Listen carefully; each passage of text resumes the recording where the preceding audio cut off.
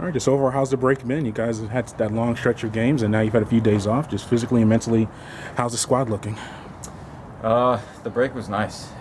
We had the weekend off to do our own thing, and I think everybody needed it.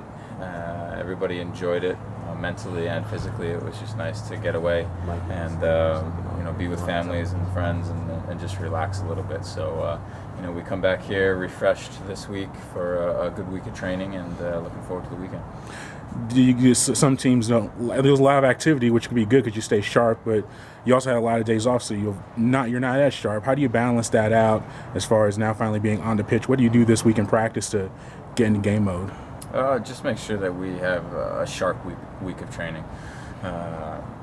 The rest was needed. We had a lot of guys banged up, and it was a long stretch, so the rest was more than needed, physically and mentally. But to get back into it, we just have to have a good week. We need to come out here, put a lot of effort in early in the week, which we have so far, and as the week goes on, just make sure that we're sharp physically and mentally, and be ready to pick up where we left off on Sunday. Last one for me, just New York Red Bull itself. Rozier's come back and been a big presence for them, and Wright Phillips. Just talk about those two guys up front and defensively, what challenges they'll present for you. Yeah, they have a good attacking team. Royer's a physical guy. He gets up and down. He does a lot of dirty work for him.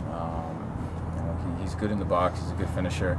Wright Phillips is one of the best finishers in MLS history, probably, and one of the best strikers in the past few years. So he makes very good runs in the box. And Sasha Kleshin's a guy we're going to have to keep a real close eye on because I think he's the key to their offense.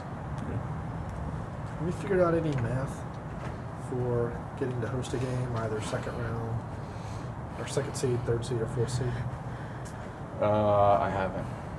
No. I think there's too many possibilities. And we just want to go out there and win on Sunday. I think that's. I think if we get 4 points, we guarantee ourselves a home game. I think that'll be good enough for top four. If we get 6 points for sure, and that gives us the possibility of avoiding that first round game. So, more importantly, we want to go out and have two good performances, feel good about it. We're not afraid of playing a playing game, especially if it's a home game. We're more than capable of playing 3 games, and it's 8 or 9 days, so it's not even that difficult. But sure, it adds an extra game. But we'll cross that bridge when we come to it. What do you remember about the first game against New York? That we played a really good 70 minutes. That I sat back a little bit, didn't press us right off our goal kicks, but they're a good team. They hang in there, and like I said, Wright Phillips is one of the best in the league. He has been for a few years.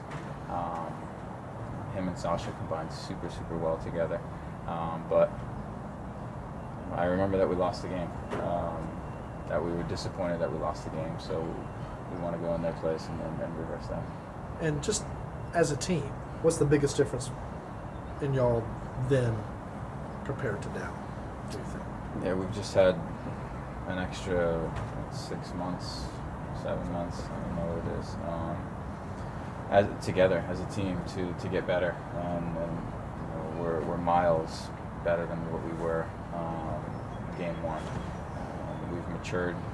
We've figured out how we want to play, offensively and defensively, and we figured out what Tata wants from us and how to win games, and that's important because week one we didn't know how to close that game out, and hopefully if we have the same opportunity on Sunday, we can show that we've matured and we can close it out. I know you guys would be confident if you played a game on the moon, but would there be some kind of boost going into the playoffs if you can go on the road Sunday where it's been different than playing at home and get a good result? Definitely. You need to be able to go to tough places and get results, and we've been able to do that this year on a number of occasions. So we know that we're capable of going out there and getting a result. The result in New England was a good one, amongst a lot of games against a team that's home record is one of the best in the league. So we want to build off that.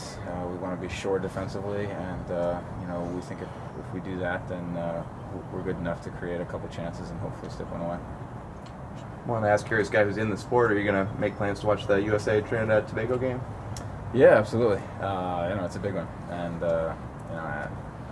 any fan of soccer in this country should be aware of the game and hopefully tune in, because it's exciting and then it's important, and it would be devastating if we didn't qualify for the World Cup, and but I don't think that's going to happen. I have full faith in the guys tonight that they'll get it done, and I'll be excited to watch. Yeah, that's the other thing I want to ask you about. It looks a lot better now with the last win, but what might that have done? Kind of avoided the possibility, mostly, of missing the World Cup. But was there some worry of what that could have done to the sport and all the forward momentum here in the U.S.? Yeah, I'm sure there was. I tend not to read those articles. I know that there were a couple I saw on Twitter about what if we don't make it, but I didn't read them. It would have hurt the game a little bit here. Just because having the U.S. in it is, like you remember the last World Cup. You see these viewing parties from all over the country, and what it does to people and their interest in soccer and bringing everybody together. It's just great, and it's great for sports, and it's the biggest sporting event in the world. So, of course, the U.S. wants to be part of that, and I'm pretty sure we will be. Any bets with Kenley?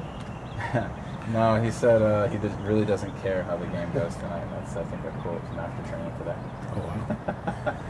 Actually, one more last thing for me. Carlos Bocanegra signed an extension with the team. Discuss contributions to the team, just on the front office, and what they've done for this squad, just on and off the field for you this first year.